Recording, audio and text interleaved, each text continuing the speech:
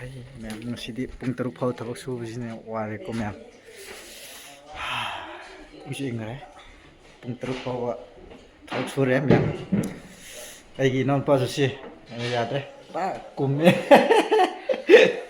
Koi koi marang si ko matak tagi pra ngasidi fail ta grene man.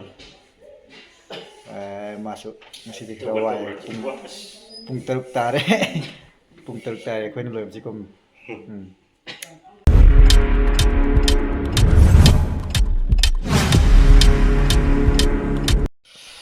Ma'am ngasidi foundation ki pillar si inaw na pa khoi si yot pun ba hore samda khoi gi marang na si pillar gi makhon si khra semi si khra sil si khra khut patare adoga aina somda nung honba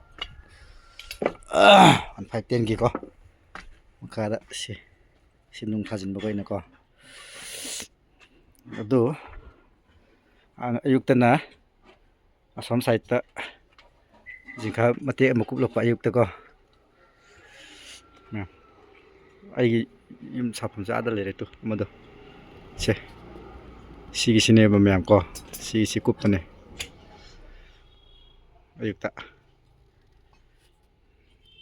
myam ngasi di pillar tara hai gedam ne makhong khakta ne foundation level phaw ko myam okay myam ai nung hon gi ko myam ngasi di pung 3 phaw thawak subisine ware ko myam usi ingre pung 3 phaw thawak sure myam aigi non pa si yadre pa kumme